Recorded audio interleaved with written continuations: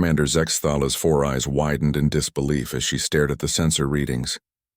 The sleek Terran vessel, designated Defiant Spirit, hung motionless in space just outside Omega-12's infamous event horizon, that swirling maelstrom of crimson, energy, and twisted spacetime that had claimed 17 different species ships over the past millennium. Impossible, she whispered in her native Velthari tongue, her translator collar rendering the words into galactic standard. No one enters Omega-12 and returns. The humans must be suicidal. Her second-in-command, Lieutenant Korvac, leaned over the tactical display. Commander, perhaps we should warn them. Even these unpredictable creatures deserve to know what lies ahead. Zexthala had studied human files extensively since their recent induction into the Galactic Coalition. They were classified as a Class 7 species, technologically advanced but recklessly aggressive, prone to irrational decisions that defied all military logic.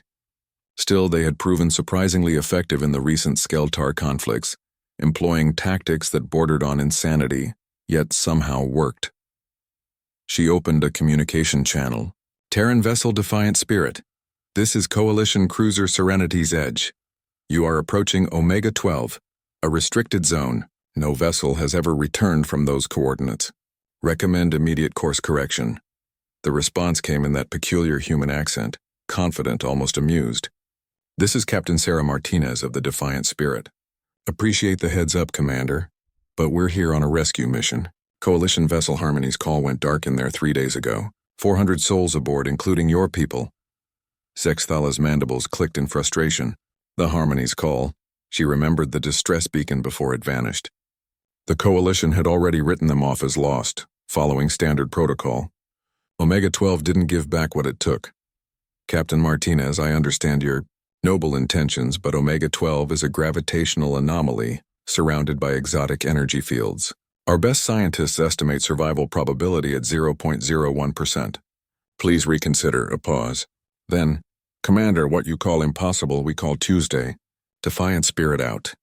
Zexthala watched helplessly as the human ship engaged its engines and plunged into the crimson vortex. Within seconds it vanished from all sensors, swallowed by the same phenomenon that had claimed countless vessels before it. Fools, Korvac muttered. Another species learning the hard way that some places in the galaxy are simply off limits. But Zexthala found herself oddly disturbed. In her years of service, she had witnessed the methodical, logical approaches of dozens of species. The Velthari calculated risks down to 17 decimal places. The crystalline Jekto ran probability matrices for cycles before making decisions. Even the warrior-like Thrandax followed ancient battle protocols with religious devotion. Humans, however, seemed to operate on pure instinct and stubborn determination. During the Skeltar Wars, she had watched them charge impossible positions, survive unsurvivable odds, and win battles that every tactical computer deemed unwinnable. They called it luck or grit, but Zexthala suspected something deeper. 72 hours passed.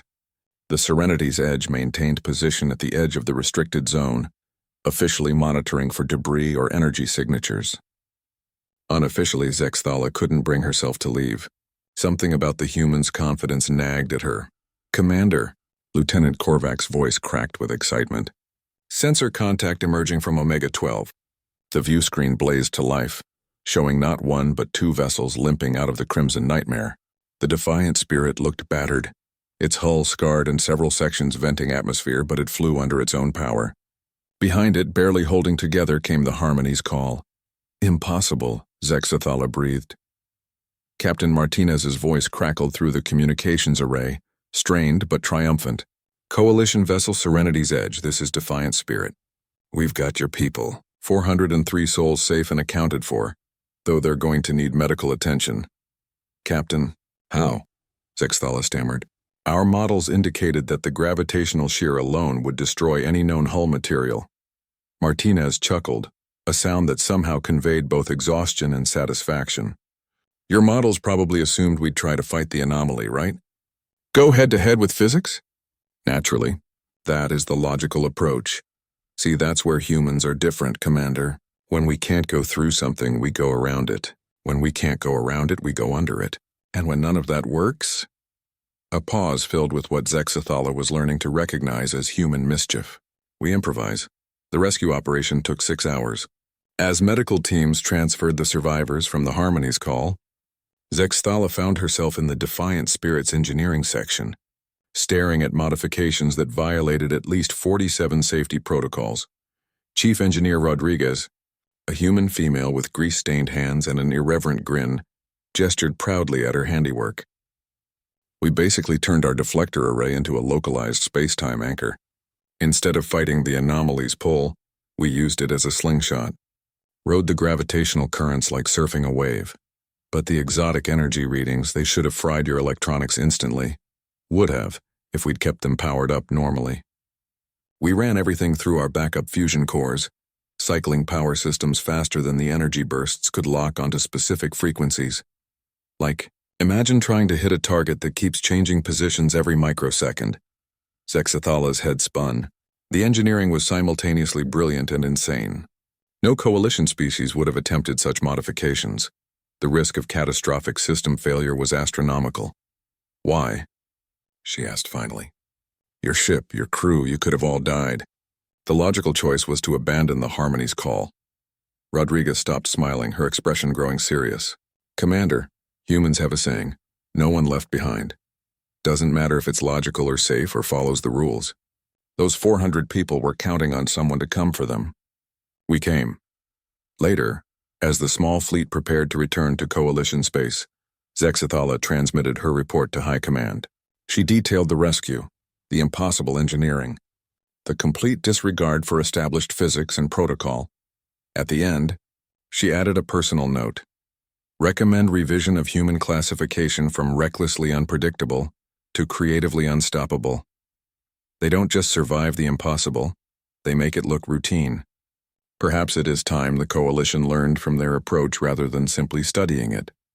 As the ships jumped to hyperspace, leaving Omega-12's crimson depths behind, Zexathala reflected on what she had witnessed. In a galaxy governed by rigid rules and logical limitations, humans represented something entirely different. The audacious belief that any rule could be bent, any limitation overcome, any impossible situation solved with enough determination and creative thinking. No one survived Omega-12, but humans apparently had never read that particular rulebook. And the galaxy, Zexthala realized, was better for it.